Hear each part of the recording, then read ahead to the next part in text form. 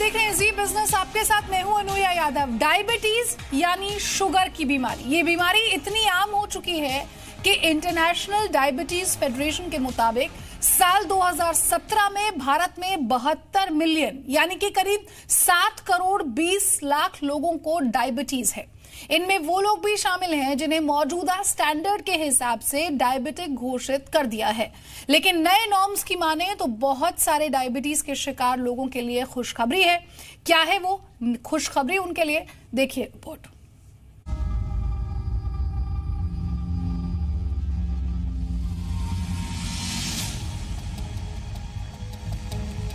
वक्त बेवक्त खाना, कुछ भी खा लेना, कसरत से दूर दूर का वास्ता नहीं, वक्त पर सोना नहीं, day to day working culture में बड़ा बदलाव। इस बदलाव का एक पहलू ये भी है कि इसने हमारी सेहत का कबाड़ा कर डाला है।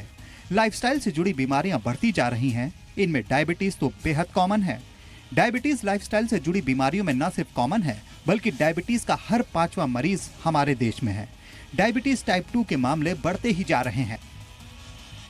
इंटरनेशनल डायबिटीज फेडरेशन के मुताबिक साल 2017 में भारत में 72 मिलियन यानी करीब 7 करोड़ 20 लाख लोगों को डायबिटीज है, जबकि पूरी दुनिया में इनकी संख्या करीब 425 मिलियन यानी करीब 42.5 करोड़ है।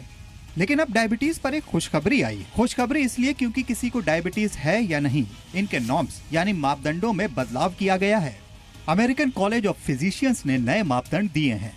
इनके मुताबिक खून में HbA1c लेवल 7 से 8% है तो नॉर्मल है। 8% से ज्यादा होने पर ही डायबिटीज होगा। अभी तक ये लेवल सिर्फ 6.5% माना जाता है। HbA1c क्या होता है ये भी हम आपको बताएंगे, लेकिन पहले आसान शब्दों में ये समझ लीजिए कि डायबिटीज है या नहीं है। इसके लिए जो पहले मिनिमम लेवल था उसे बढ़ा दिया गया है। नए नॉर्म्स के मुताबिक बहुत सारे लोग जो डायबिटीज का इलाज करा रहे थे उन्हें अब परेशान होने की जरूरत नहीं होगी। हिंदुस्तान में भी वही स्टैंडर्ड फॉलो होते आ रहे हैं जो अमेरिका में होते हैं, लेकिन इन नए नॉर्म्स पर हिंदुस्तान में डॉक्टरों ने सवाल खड़े कर दिए हैं।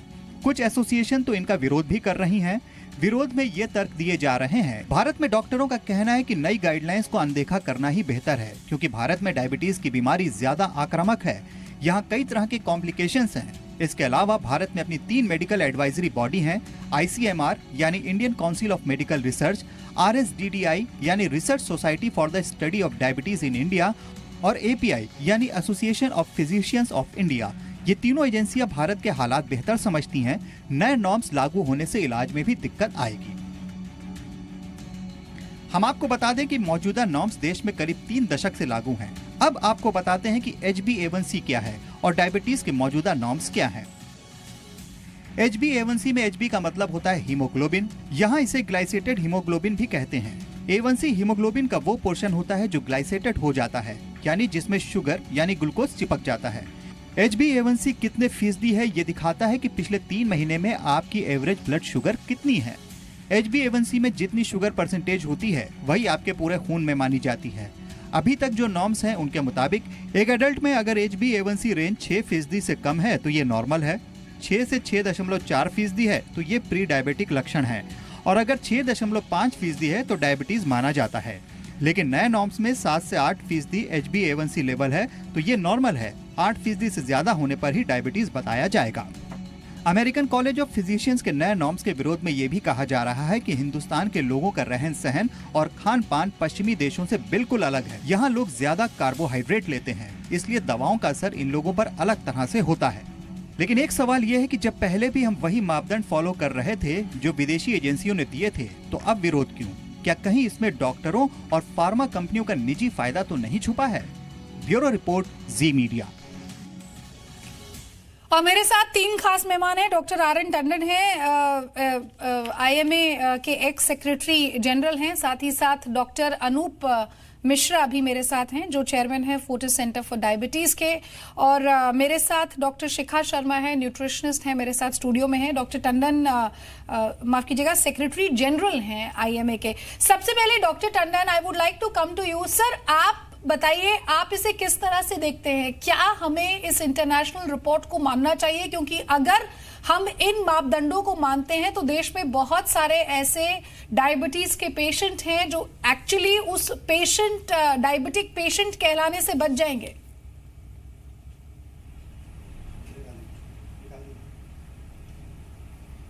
हेलो सर, आप मेरी आवाज सुन पा रहे हैं? हेलो, हाँ जी, मैं आपने मेरे से ही सवाल पूछा जी है? जी जी जी जी सर, अगर आपने मेरा हेलो? सवाल सुना है तो जी।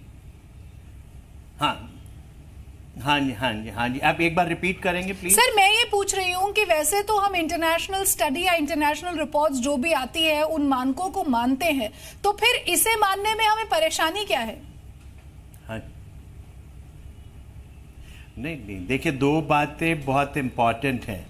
परेशानी और फ़ायदा क्या है, इसको हमें थोड़ा सा ये देखना पड़ेगा कि ये जो अचानक मापदंड चेंज कर दिए गए कि HbA1c जो 6.5 तक हम लेते थे कि अच्छा है, और हम आज ये बोलें कि 7 से 8 तक नहीं अच्छा है, तो इसमें बीमारी नहीं होगी 7 से 8 तक अगर HbA1c है। तो प्रॉब्लम ये आएगी सबसे बड़ी कि जो मरीज़ आज इलाज कर रहे हैं, जिसमें हम ये कहते हैं कि HbA1c को आपने मैनेज करना है अप टू मैक्सिमम, बढ़िया रेगुलेशन है तो 6.5, अदरवाइज 7 तक आपको रेगुलेट करना है, कंट्रोल करके रखना है। उससे ज़्यादा है तो आपके लिए प्रॉब्लम है, आपको थोड़ी मेहनत करनी पड़ेगी डायबिटीज़ को कंट्रोल करने के लिए।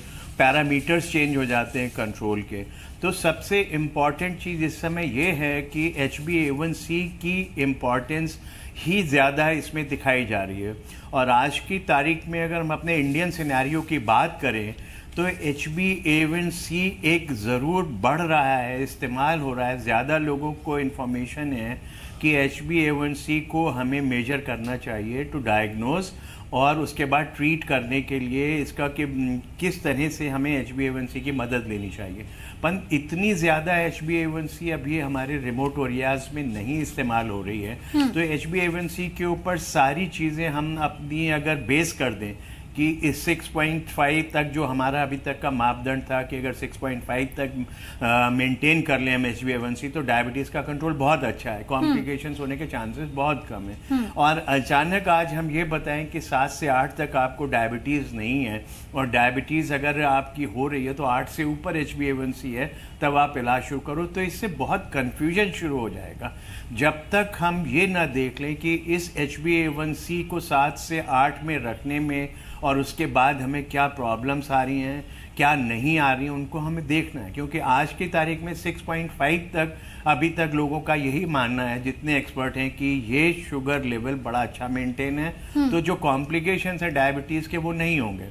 अब 7 से 8 अगर हम कर देंगे तो हमारे यहाँ क्या फ़र्क पड़ेगा, इसका ये अंदाज़ हमारे को लगाना पड़ेगा, रिसर्च करनी पड़ेगी, इनके इफेक्ट देखने पड़ेंगे। अचानक आज हम ये कह दें कि कल से 7 से 8 जिनका अप टू 8 है HbA1c, उनको डायबिटीज़ का इलाज की ज़रूरत नहीं है। तो ये एक बहुत बड़ी प्रॉब्लम। डॉक्टर टंडन, अंदाजे की जो आपने बात कही कि भारत में किस तरह से इसका असर पड़ेगा, क्योंकि यहाँ डायबिटीज़ के जो पेशेंट्स हैं उनकी संख्या लगातार बढ़ती जा रही है। डॉक्टर अनूप मिश्रा भी हमारे साथ हैं, चेयरमैन है Fortis centre for diabetes, obesity and cholesterol के। Sir, what's your view on this? और जिस अंदाजे की बात डॉक्टर टंडन कह रहे हैं, तो क्या आप भी ये मानते हैं कि चलिए भाई, नए मानकों को हम नहीं मानेंगे, लेकिन जो हमारा फिलहाल स्टैंडर्ड चल रहा है कि 6.5% से ऊपर, अगर आप 6.5% से ज्यादा आपका HbA1c है तो आप खतरनाक रेंज में हैं, और उससे पहले अगर है तो फिर प्री डायबिटीज और नॉर्मल डायबिटीज के अंदर कंट्रोल होता है? मैम, पहले तो मैं आपको क्लियर कर दूं, ये प्रोमो में जो आपने बताया ये गलत बताया। ये डायग्नोसिस के लिए नहीं है।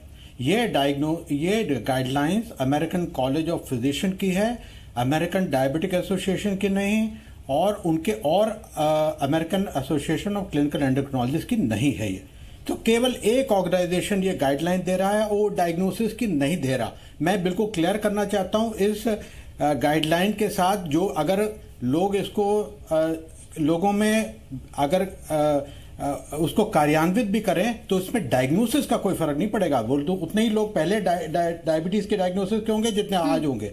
ये केवल फर्क पड़ेगा कि उनका कंट्रोल जो डायबिटीज की दवाओं से और लाइफस्टाइल से होता है वो कितना रखना है। तो let's be very clear on this issue, बिल्कुल क्लियर। मैं ऑडियंस को बता देना चाहता हूं कि डायग्नोसिस ऑफ डायबिटीज की ये नहीं, अमेरिकन कॉलेज ऑफ फिजिशियंस के ही नए मापदंड की बात की है यहाँ पर। हाँ, लेकिन ये डायग्नोसिस की नहीं है। अब मैम डायग्नोसिस का नहीं है, उसको अलग रख लीजिए। डायग्नोसिस में कोई फर्क नहीं पड़ेगा, उतने पेशेंट कल थे और उतने पेशेंट आज भी रहेंगे। ठीक है सर, ठीक है। केवल उसके फॉलोअप में फर्क पड़ेगा। और बिल्कुल क्लियर है कि पिछले 30 साल से जो हमारे पास स्टडीज हुई हैं उसमें क्लियरली बताया है कि 7% से ज्यादा अगर होगा तो सारी कॉम्प्लिकेशन ज्यादा हो जाएंगे। आज उस स्टडीज को आप नजरअंदाज किसी हिसाब से कर ही नहीं सकते। और ये जो गाइडलाइन है ये उनके प्राइमरी केयर फिजिशियन की है, जो गांव में बैठते हैं, छोटी जगह में बैठते हैं, जिनके पास और साधन नहीं है। तो हो सकता है कि वो लूज थोड़ा सा कंट्रोल छोड़ दें, लेकिन ये आम मरीज जो हमारे पास आता है और जिसका हम अच्छी तरह से इलाज कर सकते हैं उसमें किसी हिसाब से लागू नहीं हो सकता। इस चीज की आलोचना पूरी तरह से अमेरिकन डायबिटिक एसोसिएशन ने करी इस गाइडलाइन की, और American association of clinical endocrinologist ने करी, और इंडिया में RSSDI ने करी। मैंने जो स्टेटमेंट आज टाइम्स ऑफ इंडिया में दिया है वो बिल्कुल क्लियर है कि हम किसी हिसाब से इस गाइडलाइन को नहीं ले सकते फॉलोअप ऑफ पेशेंट में, और हमको पहले ही गाइडलाइंस को स्टिक करना है, वरना हमारे पेशेंट जो ऑलरेडी कॉम्प्लिकेशंस होती हैं उनकी कॉम्प्लिकेशन बढ़ आएंगी। ठीक है डॉक्टर मिश्रा, एक और चीज आपसे समझना चाहूंगी कि आप ये बात कह रहे हैं कि किसी तरह का कोई कंफ्यूजन नहीं होना चाहिए, जो पुरानी गाइडलाइंस है हमारी हम उन्हीं को फॉलो करेंगे। लेकिन सर, क्या इस नई रिसर्च से, क्या इन नई डेडलाइन से, या मैं कहूं पैरामीटर्स से, कोई भी आदमी अगर ये सोचे कि देखिए मेरी डायबिटीज जो है वो 7 से 8 के बीच में है या 7 से कम है, अब फिर भले ही वो 6.9% क्यों ना हो, I am not in a very critical state, you think he should not think like that?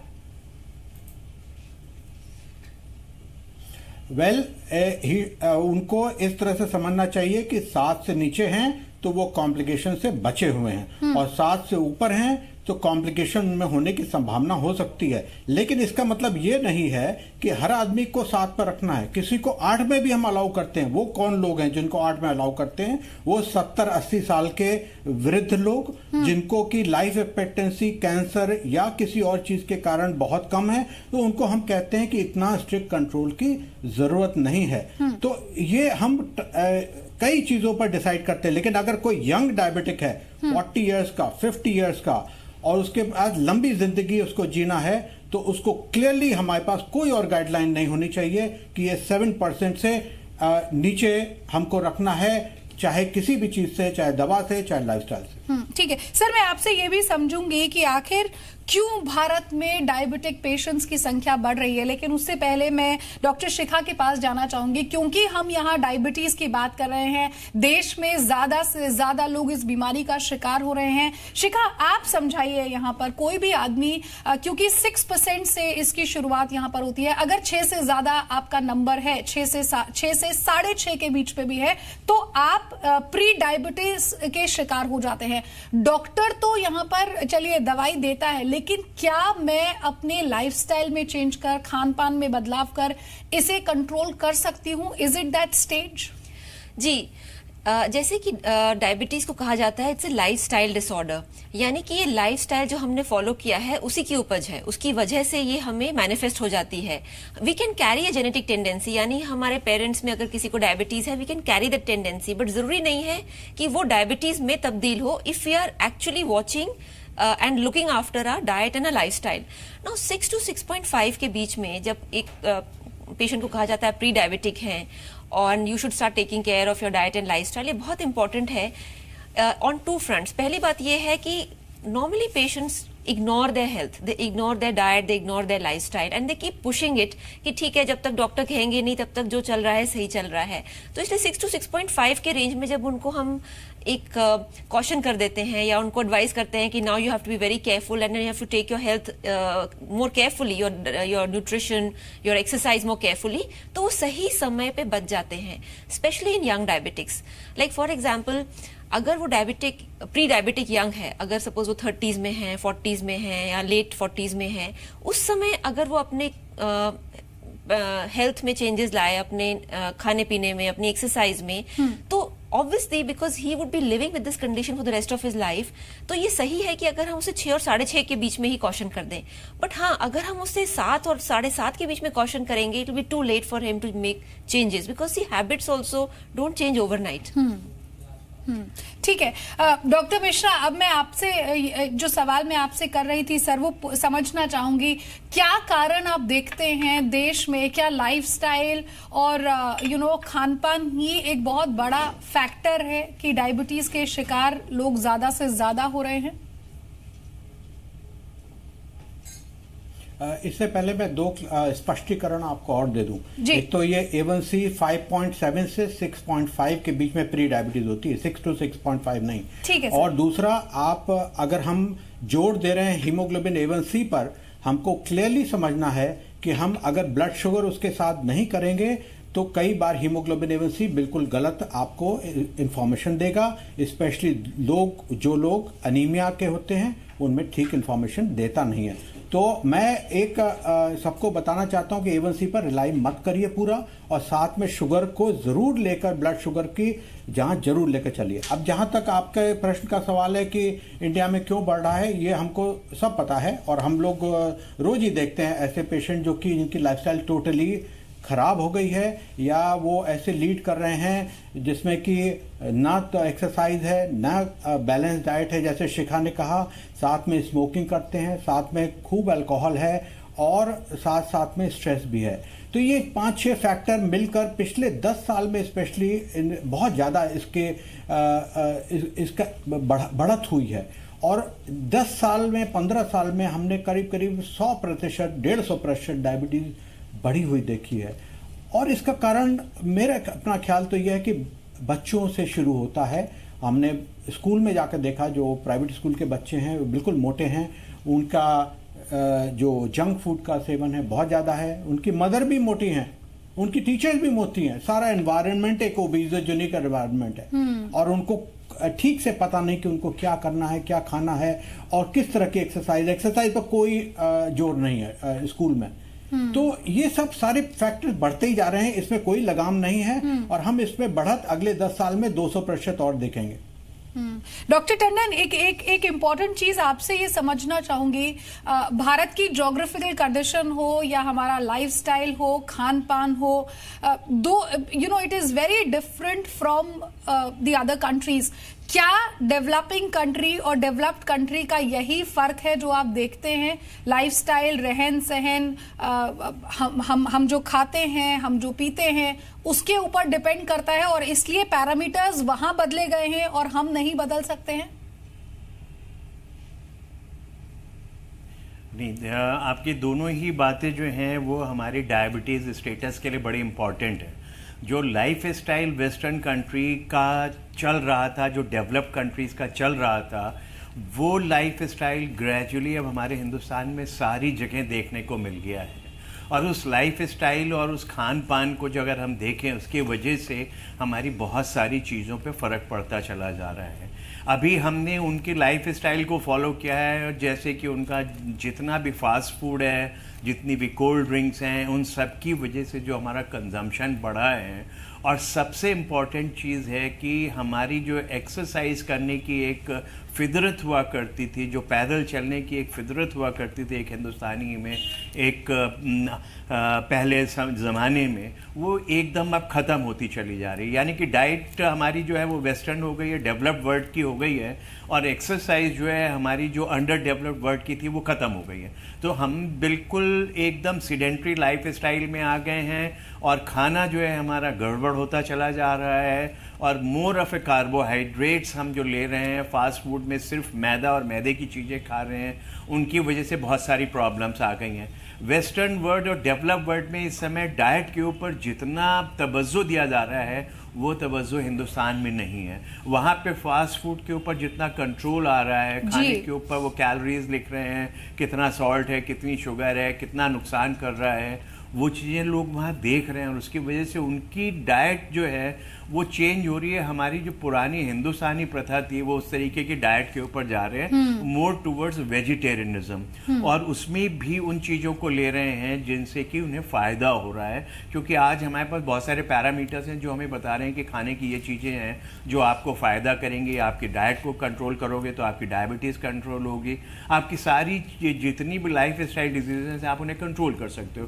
पर हम उन चीज़ों को भूलते जा रहे हैं जो हमारी अपनी हिंदुस्तान की देन थी, उन्हें हम भूलते जा रहे हैं। तो हम फॉलो कर रहे हैं डेवलप्ड वर्ल्ड को और डेवलपिंग वर्ल्ड में होते हुए बाकी अपनी जो चीज़ें थी उनको भूलते जा रहे हैं। तो जितनी खामियां हैं हमारी डेवलप्ड वर्ल्ड की, उनको हम सब कंज्यूम कर रहे हैं और अपनी जो अच्छाइयाँ हैं उन्हें छोड़ते जा रहे हैं। शायद हम भी 20 साल बाद उनको वापस ढूंढेंगे कि हमारे जो बुजुर्ग थे जिनको कि डायबिटीज होने के बावजूद भी कॉम्प्लिकेशन नहीं होते थे, उसकी वजह क्या थी? शायद वो एक्सरसाइज, वो उनका वॉक करना एक लंबे समय तक, खान पान का तरीका हो, लाइफस्टाइल हो, उन सब में देखो कि आज बदलाव करने की जरूरत है। शायद इसीलिए, बिल्कुल सर, इसीलिए शायद हमारे पैरामीटर्स उनके पैरामीटर्स से अलग है। डॉक्टर मिश्रा, अब इस समय जो व्यूअर हमारा शो देख रहा है, एक बात तो आपने क्लियर कर दी है कि भारत में जो पुराने पैरामीटर्स थे डायबिटीज के, जिसे आपने प्री डायबिटीज कहा, 5.7 to 6.5% की अगर आपकी डायबिटीज है तो आप प्री डायबिटीज के शिकार हैं। सर, ऐसे में डॉक्टर की जो सलाह होती है उस पर कई बार कोई भी पेशेंट अमल नहीं करता है या वो उसे उतना सीरियसली नहीं लेता है। कई बार दवाओं का सेवन भी समय पर नहीं हो पाता है, कसरत बताई जाती है वो भी नहीं करती है। उन पेशेंट्स को आपकी क्या सलाह होगी कि वो 6.5% के लेवल को क्रॉस ना करे, जो उनके लिए फिर काफी हानिकारक हो जाएगी? नहीं, इसमें तो देखिए हमारी सलाह बड़ी को क्लियर है। हमको 6.5 तो क्रॉस नहीं करना है, हमको 5.7 से नीचे लाना है। और प्री डायबिटीज एक ऐसी कंडीशन है जो कि हम रिवर्स कर सकते हैं। This is a great opportunity for prevention of diabetes. आज वर्ल्ड वाइड जितने ट्रायल्स हुए हैं और जिसमें डीपीपी ट्रायल सबसे फोरमोस्ट है अमेरिका में जो हुआ है, उसमें सब प्री डायबिटिक इंडिविजुअल्स लिए हैं फॉर प्रिवेंशन ऑफ डायबिटीज। तो हम पूरी हद तक कोशिश करते हैं प्री डायबिटीज स्टेज में कि ये रिवर्स होकर और 5.7 से नीचे जाए, और ये 5.7 एक साल तक अगर रहेगा तो आपकी डायबिटीज रिमिशन में है। तो इसमें डाइट और लाइफस्टाइल का वो है, लेकिन मेजर चीज जो बॉटम लाइन जिसको कहा जाए वो वेट लॉस है। और जो लोग पहले 6 महीने में 10% वेट लॉस कर लेते हैं उनको रिमिशन में जाने की संभावना बहुत ज्यादा होती है। लेकिन कुछ लोग नहीं एक्सरसाइज कर पाते तो उनको हम कुछ दवाएं भी देते हैं जो रिमिशन में ला सकती हैं। तो प्री डायबिटीज इस तरह से बहुत इंपॉर्टेंट है कि उसमें रिमिशन हो सकता है। और नंबर 2, प्री डायबिटीज कोई इनॉक्यूअस कंडीशन नहीं है, उसके साथ हार्ट डिजीज उतनी ही जुड़ी हुई है जितनी डायबिटीज के। तो the moment you are in a pre diabetes category you are at high risk for coronary artery disease. तो ये सबको समझना चाहिए कि आप ऑलरेडी रिस्क पर हैं। बिल्कुल। और आखिर में डॉक्टर शिखा आपके पास आऊंगी। जो बात यहाँ पर डॉक्टर मिश्रा ने कही बहुत क्लियरली, जिसकी शुरुआत हमने की थी, आपने कहा था कि लाइफस्टाइल में बदलाव, खान पान में बदलाव, ये वो फैक्टर्स हैं जो हम बात कर रहे थे कि सुधार ला सकते हैं। मैम, सर ने ये बात कही कि लाइफस्टाइल, स्कूलों में जंक फूड हो या फिर कुछ भी ऐसा हो, उन माओं को क्या सलाह देंगी या स्कूल अथॉरिटीज को आप क्या सलाह देंगी कि कैसे वो बच्चों से उस लेवल से ही अगर हम बदलाव करते हैं तो फिर बड़े होने तक 20 साल बाद हमें अपने युवा के अंदर, अपने देश के यंग मैन के अंदर ये प्रॉब्लम्स ना देखने को मिले? जैसे कि आपने कहा कि स्कूल में एक इन्फ्लुएंस बच्चे हो जाते हैं और वो एक बहुत ही अच्छी एज होती है जहाँ पे हेल्दी प्रैक्टिसेस इंस्टीट्यूट हो सकती हैं। सो आई वुड रेकमेंड कि जितने भी स्कूल्स हैं उनको हेल्दी प्रैक्टिसेस अपने एक वीकली शेड्यूल में लानी चाहिए। लाइक फॉर एग्जांपल, जब हम इतने सारे स्टडीज और टेस्ट करते हैं बट अपने गेम्स के एक्सरसाइज प्रोग्राम्स में अगर वो एक हेल्थ कॉन्शियसनेस लाएंगे तो it will be far easier for the child to accept it as part of the belief system. See, आज हमारे देश में क्या प्रॉब्लम है कि हमारे बिलीफ सिस्टम में ये है कि जब बीमार होंगे डॉक्टर के पास जाएंगे, वो दवाई दे देंगे, हम ठीक हो जाएंगे। So the responsibility of health care हमारे अपने हाथ में हम कभी नहीं लेते कि हमारा क्या रोल है as patients. And if the patient takes equal responsibility कि हाँ हम डॉक्टर के पास जा सकते हैं, but to make medicine as the only resort makes the patient कि ठीक है हमारी कोई जिम्मेदारी नहीं है, जब कुछ होगा तो देखा जाएगा। So that is the thing which we have to change in students. बिल्कुल। बहुत बहुत शुक्रिया डॉक्टर शिखा आपका। डॉक्टर मिश्रा आपका भी बहुत बहुत शुक्रिया। Doctor Tandon, thank you so much. तो इस खास प्रोग्राम में हमारे साथ बस इतना ही, लेकिन एक बात तो तय है, इंटरनेशनल नॉर्म्स चाहे कुछ भी हो, लेकिन हमारे देश में जो डॉक्टर्स हैं, जो एक्सपर्ट्स हैं, वो ये मानते हैं कि जो प्रेजेंट पैरामीटर्स हैं जो डायबिटीज़ के प्रेजेंट पैरामीटर्स हैं उन्हें ही फॉलो किया जाएगा। और जैसा कि डॉक्टर मिश्रा ने यहाँ पर कहा कि भले ही आप प्री डायबिटिक हैं, लेकिन आप उस सिचुएशन को रिवर्स कर वापस हेल्दी हो सकते हैं अगर आप अपनी लाइफस्टाइल, अपने खान पान में बदलाव करते हैं।